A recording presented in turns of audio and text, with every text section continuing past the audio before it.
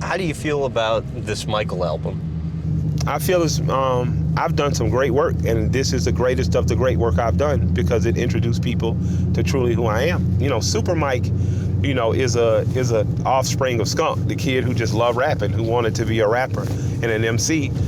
Killer Mike is the embodiment and the manifestation of that child's imagination and being a badass, swaggering MC with social sensibilities that he talks about. Michael Render is the kid. Michael Santiago Render is the kid that created that used his imagination to employ, that used his imagination to think big, to grow bigger, to be bigger than what it was thought. You know, and nothing was taught against me. I wasn't, you know, my grandparents knew that if you worked hard, if you had a good education, if you were willing to do other things, amazing things could happen. They just didn't think necessarily I was going to do it singing and dancing. You know, that's not how it works. So, you know, Michael gave me an opportunity to show people, you know, when I say on a Run the Jewels record, you know, my mother transitioned to another plane, I was sitting on a plane. You'll hear that, but it doesn't acknowledge in the same way that the honor it was to be raised by Betty and Denise like Motherless does. Correct me if I'm wrong, but you went $500,000 in debt on this? Well, I mean, it's not that I went in debt. I had my own money. I took it out of my account. Well, okay, yeah. Why? Michael gave me an opportunity to tell a bunch of other, you know, black men, working class men, American working class men, both black and non-black, and the women who love them, there is someone who does this, who relates, and your story is worthy of glory. And it is a beautiful movie set to audio. You know, it is no way that you can listen to this record and have come out of the American worker class and not find something. One of the greatest moments on the Michael tour this summer was a white man in a Braves cap coming up to me, man. He said, "Mike, I'm a poor white kid born in the Appalachian Mountains." He said, "That's all I knew. But I'm here to tell you, I identify with every part of that record and how to overcome that." You know what I mean? I just thought that was amazing. Every white person doesn't know how to use the privilege they may have. If you never leave Lower Tennessee, you may not even know you have white privilege because all you've been told is you're a poor white trash from the Appalachian. You know what I'm saying? So having the wherewithal to understand that my commonalities are a lot more like guys like this that I may not have known of, and having a record that represents that, I'm very proud of as a Southerner. If you had not invested your own money, what would have been the alternative? To just, you know, hope a record company would see the worth in giving you the money to do a dream project, you know, and that, not saying that couldn't have happened. I just didn't want to take time waiting. You know, we worked so hard, so long on Michael, it finally just took the record company like, guys, like, you don't, and I remembered my art teacher saying, no work of art is ever finished, just abandoned by the artist. You know, I could still listen to Michael today and say, well, what if I would have tweaked? But that's just me obsessing over art. It's time to get to work on the next one. Is there a part of the album or a track that you're most proud of? I'm most proud of the album as a long play because Michael, you put in, you hit play, and you don't stop until 56 minutes later.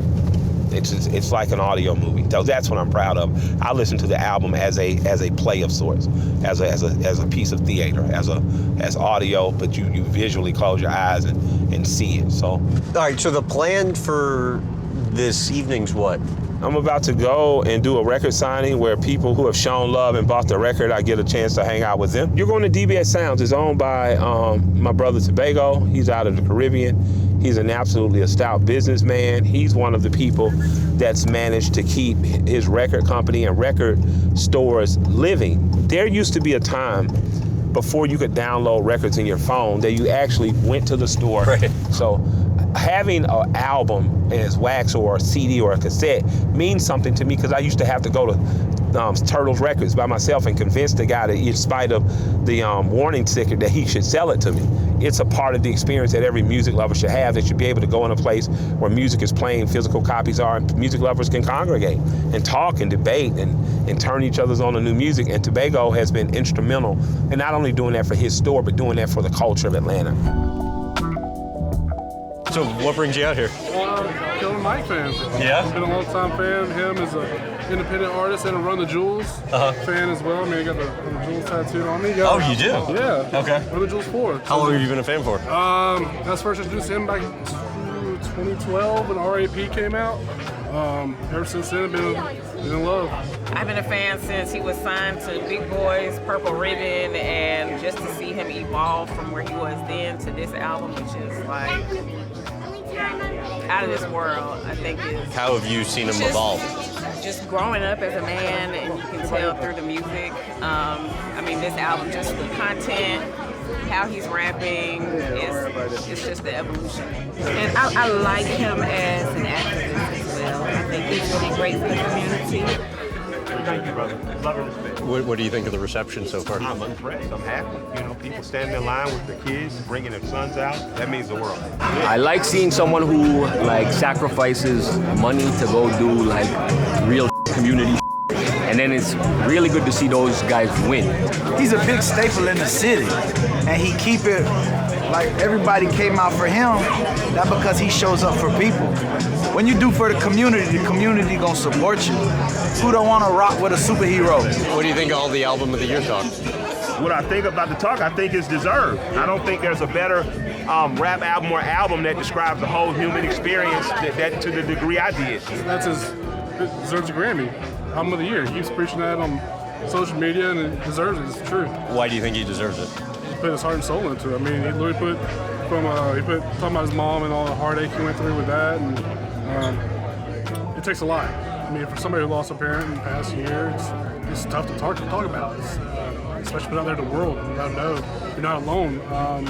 It's all about being a man and being strong. That's another thing that's hard for a male to come out and talk about.